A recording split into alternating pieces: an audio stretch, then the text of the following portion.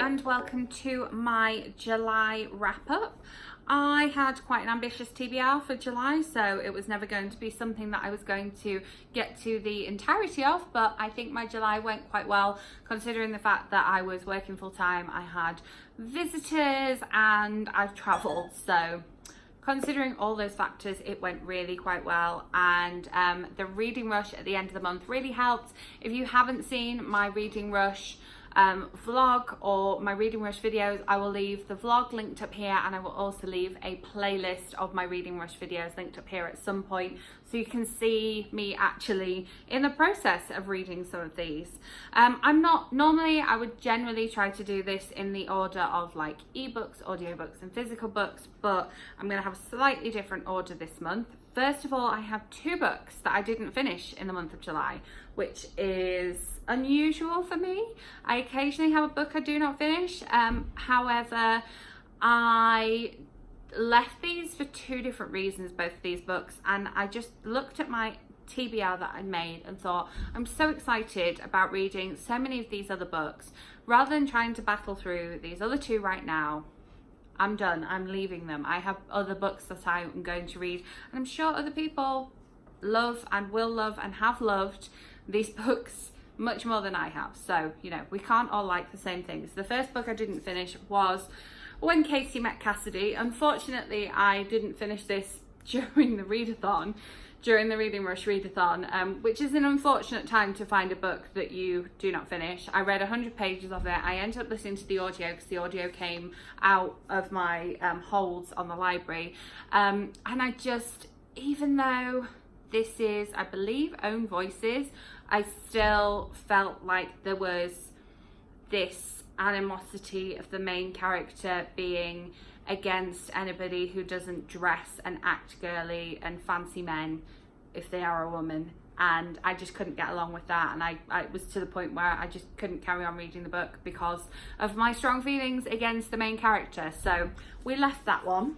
And then this one, I was speaking to my friend who read it at the same time and absolutely loved it and thought I was going to love it, and I loved the first book in this series. This is the second book, but I really felt so lost for so many pages into it. I think I read about 60 pages of it and I still couldn't work out what was going on, and that unfortunately is Queen of Ruin by Tracy Banghart, which is the second book and the sequel to Grace and Fury, which I read like this time last year. It was a real surprise for me. I loved it so much more than I thought I was going to.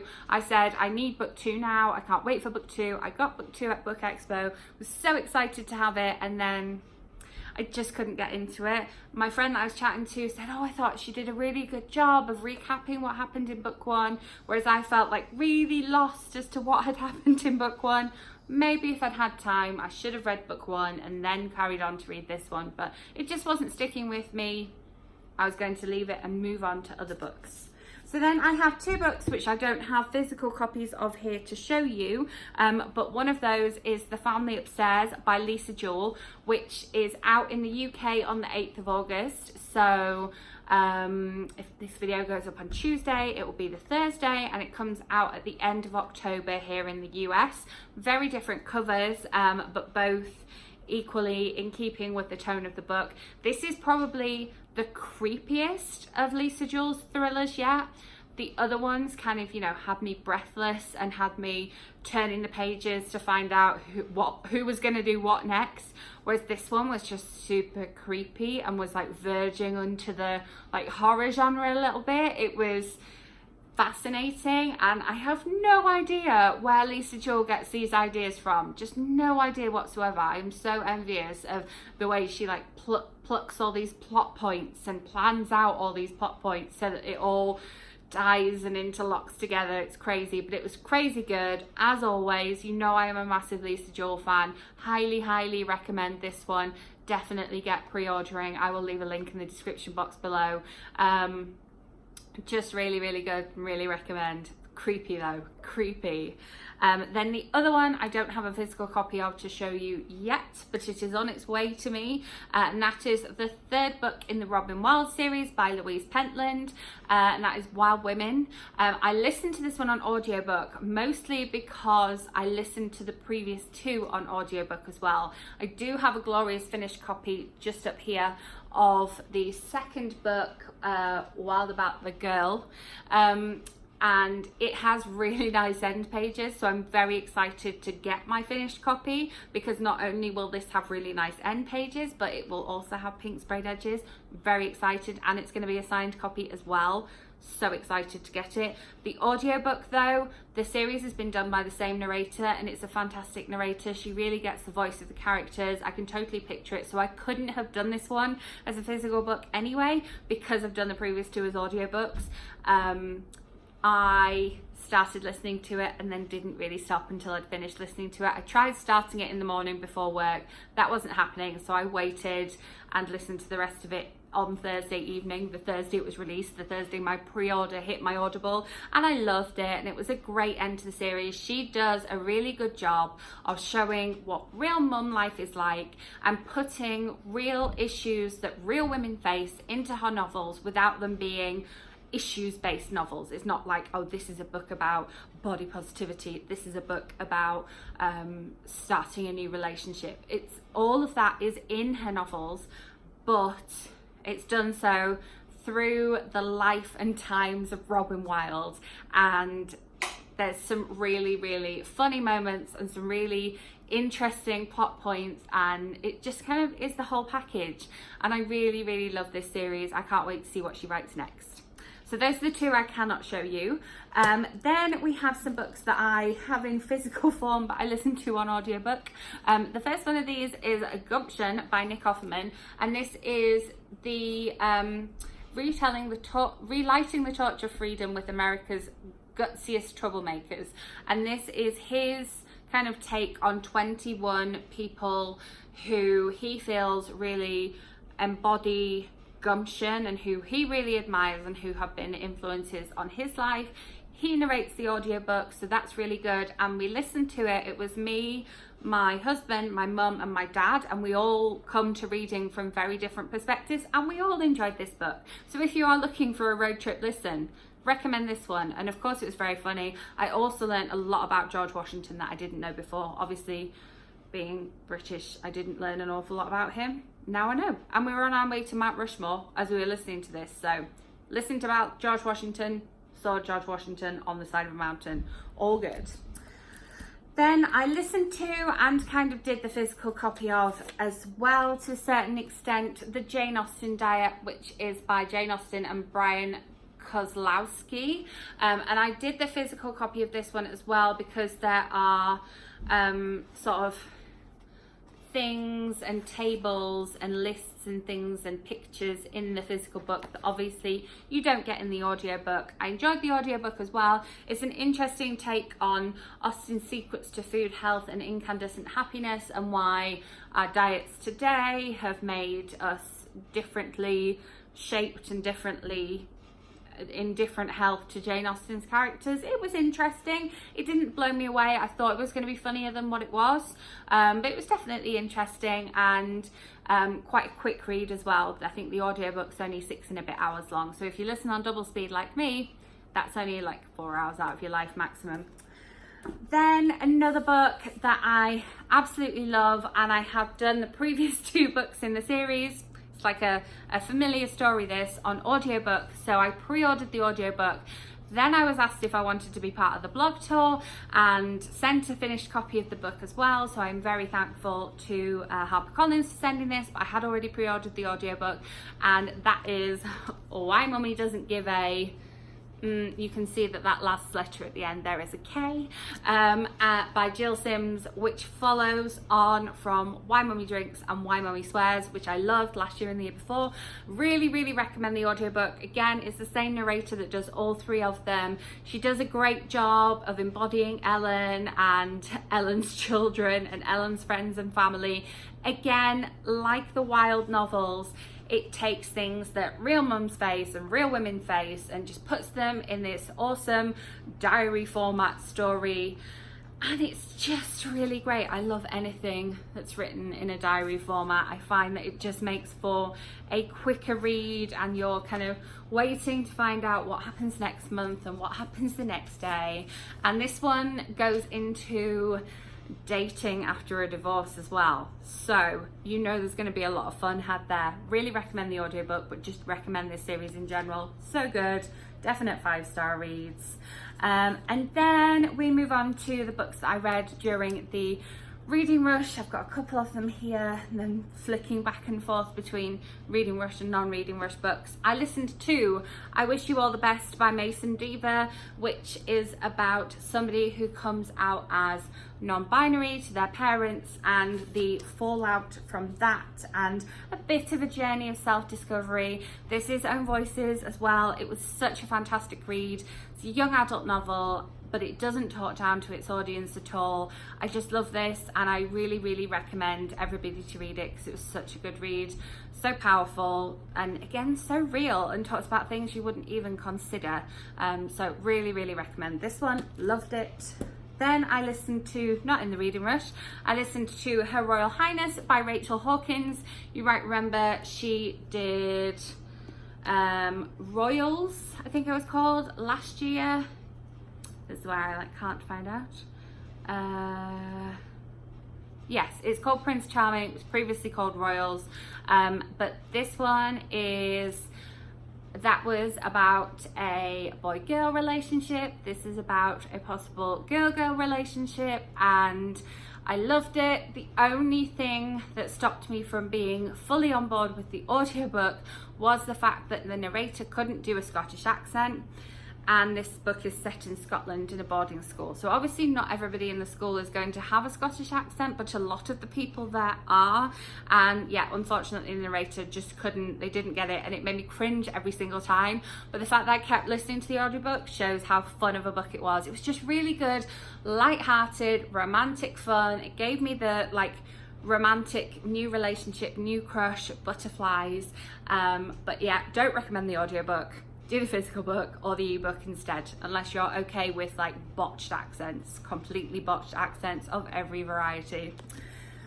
Then my book to film book that I did for the reading rush was a reread for me, and this is a second reread, so the third time I'm reading it. Just I reread The Fault in Our Stars by John Green. Did I cry any less than the first or the second time I read this book? No. Did I cry any less in the movie, having just cried at reading the book? I did it straight back to back. No, still made me cry. However, I was reminded just how beautiful John Green's writing is, and just how quotable this book is. It's so quotable. I loved my reread.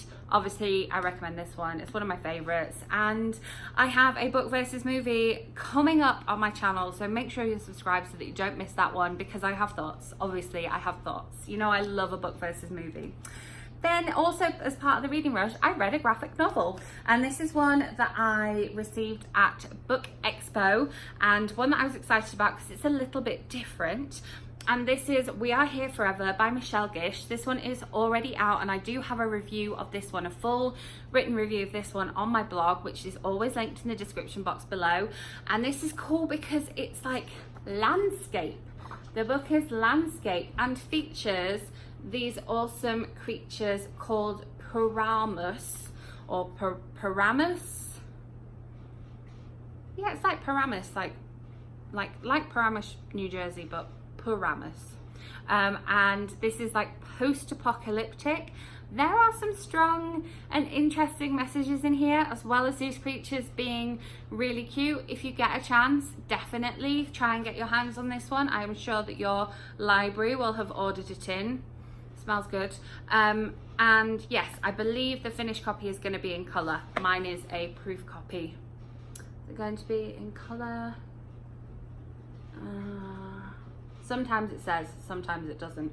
But yes, this was very cute, and I read it in one sitting, and it was just joyful and something really different from the rest of the books that I read as well, which was nice. Then I was so excited. This wasn't originally on my July TBR, and then I realized that my pre-order of the ebook was going to be hitting my Kindle during July, and specifically during the reading rush. And this is this author's first novel, so it ticked off one of the challenges in the reading rush. So I went ahead and started reading it on my Kindle. Then my Kindle ran out of battery, so then I switched over to reading it on my phone. And then when I got home that night, I read the physical proof, which I have here. The physical proof comes out on, I think it's September, I want to say 26th, but it might be the week before that. But it's already out in ebook. Again, I will leave a pre-order link for the physical book, or an order link for the ebook in the description box below, because this book was so good. And this is Living My Best Life by Claire Frost, and this is her debut novel.